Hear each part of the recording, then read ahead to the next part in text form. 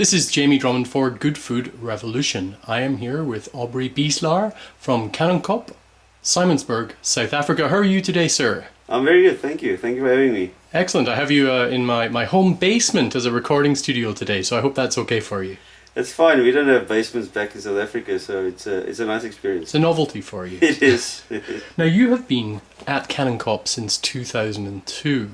What changes have you seen in the South African wine industry as a whole and at Kanonkop throughout this period? I think there's been massive changes. In South Africa, there's been new areas that people have been planting and older areas that people have been revisiting and figuring out. So I think there's been massive changes, and also the traditional wineries that's been around for a long time, their focus has changed, and everything is about quality today. You know, there's no space in the world for just average wines anymore. In South Africa, you can see it, a lot of focus on quality, and also on figuring out new things. You know, new varieties in new areas. I think there's a lot of creativity around winemaking in South Africa at this point, and I think it was mentioned earlier this year in the New York Times as the most interesting wine growing country in the world to visit right now. So I think a lot of really good, interesting things taking place, and high quality wines for very, very decent prices. I think that must be one of the the most attractive parts of South African industry is the quality that you get for your money. Now, what changes have you seen at Kanonkop since you began there? Because your varietal portfolio has changed somewhat, has it not? Not much. We still focus mainly on Cabernet Sauvignon and Pinotage, which is about 85% of our plantings. The only red variety that we added was Petit Verdot. It's only been added about 3 years ago. And that's just mainly for tougher vintages. You need all the material you can get to build complexity, and that's why I've added Petit Verdot. After I tried it from a neighbor of mine, it was fantastic. So I thought, it's something that we can use in our range as a blending component. So it's only about half a hectare we planted, so in bigger scheme of things it's not much. But I think otherwise we are still staying more or less focused on what we want to do, what we want to achieve, but always carving away on what's good for quality. We never jump, or take too much chances when it comes to winemaking, but we try to improve every year, and that means focus on viticulture, focus on what we know and what we do in the cellar, meaning yeast strains, etc. But we always try to improve, although it might be 0.5% year on year. Right. We try to grow. So when was it that Kanonkop pulled out all of their Sauvignon Blanc? Well, when I started there in 2000, the last tank of Sauvignon Blanc was still there, but it was about, I would say, probably the late 90s, the last Sauvignon Blanc. But we I don't know if you know, but we used to have everything. We grew Pinot Noir, we grew Shiraz, we grew Chenin Blanc, rein Riesling, as we called it back in the days, Chardonnay. We grew everything. And in South Africa, because we're not limited to what we can plant in specific areas, it's one of the few ways that you can figure out what's supposed to grow in your land. Yes. And because we are so diverse, we have from within a 5 kilometer distance, you have total different wine growing conditions. So the only way really is to plant the variety and see how it performs. And we've stayed with Cabernet and Pinotage because it consistently performs better than the other varieties in our area. That's why we don't have any white varieties left on the property anymore. Now, Pinotage is one of those grapes that's kind of like cilantro for people. They either love it or hate it. What do you put that down to, and what do you think makes Pinotage so special? I think there's much more lovers nowadays than haters. It used to be the other way around. But I think because we figured the variety out, not completely, but to the sense that we can make wines that's easier to understand, wines easier to enjoy today. So I think we've gone a long way with the variety. So today we can make Pinotages that's not only good Pinotage but also good red wines. I think in the past people would say, "Oh, this is good for a Pinotage," and Yes. it's really an irritating comment to make, because we are playing in a field of red wine, so the focus has changed. We're looking for structure, we're looking for balance, we're looking for elegance, and as soon as you go that route, it's much easier to understand for people because they can relate to those aspects of wine. So today I'm very positive about the variety. I think we are producing more Pinotage in the country. The comments have been very positive locally, but also internationally. You see the ratings coming through for the Pinotage wine. So all of that's been very positive, and we are looking forward to I think a good future for the variety. How do you feel about the vast wave of mass-produced Pinotage that comes with some of those very, very pungent coffee aromatics? And these seem to be incredibly popular, but I don't think they really speak to Pinotage the grape.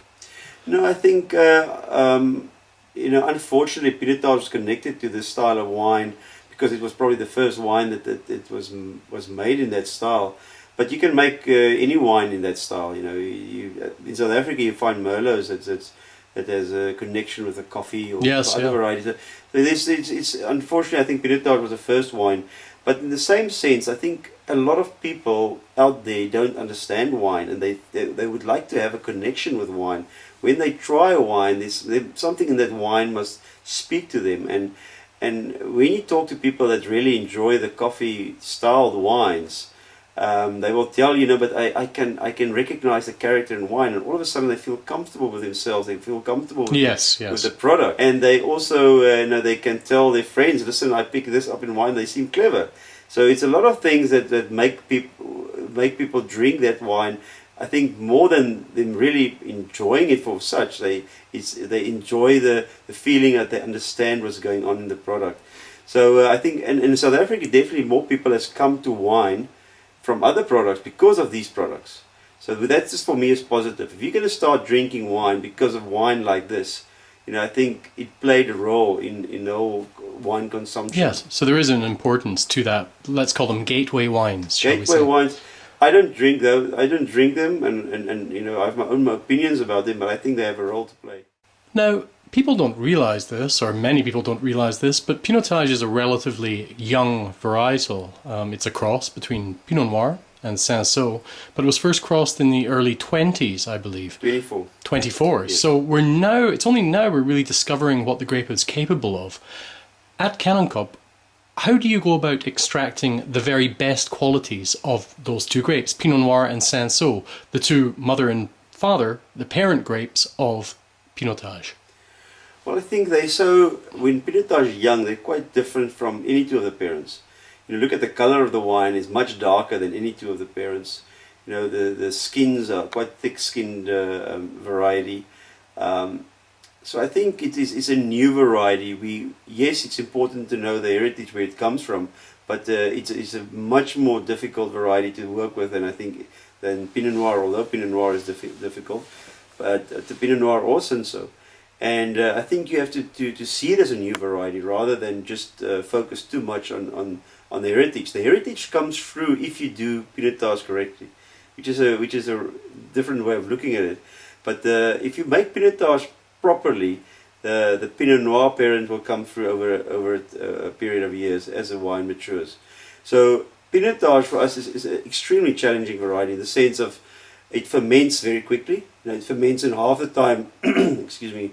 It ferments in half the time compared to Cabernet Sauvignon. So it has a very high nutrient content. So that helps the tempo of fermentation along. It has a high pH, so it's prone to bacterial spoilage. Yes. So it's a lot of challenges in the variety that you don't find with the two parents, for that matter.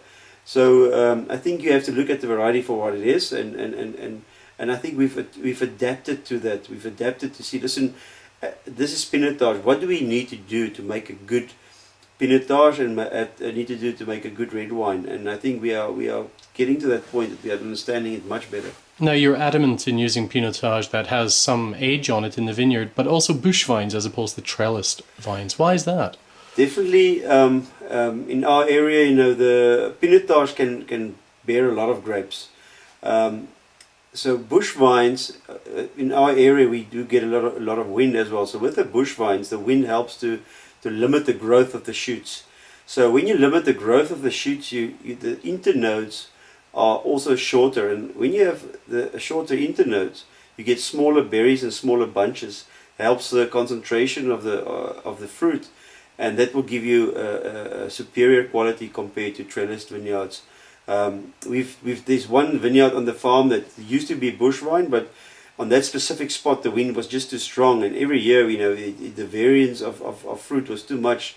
One year you get 800 kilograms from a hectare, and the next year you get 10 tons from a hectare. So it was just we couldn't make something consistent out of it. So we trellised that vineyard, and now we're consistently getting 10 tons a hectare instead of getting 4 to 5 tons that we find with the bush vines. So just by trellising it, the plant bears more fruit, and for me and for us, that was not the ideal way on our property to go towards quality. I guess that the heavy yields would come from the sensile side of the parentage, right? Definitely, as soon as you trellis it, you get bigger berries. Right. The berry size increased with about 30% in size, which is massive. And then also the yields you can get a lot of grapes from Pinotage if you grow it in specific conditions. Well, it looks like we're all going to have to revisit Pinotage yet again. Thank you very much for joining us in the basement in Toronto today, a novelty for you, and thank you for bringing your wines to Toronto. Thank you. Hopefully next time we can have some wine in the basement. That sounds good to me. Bye for now. Cheers.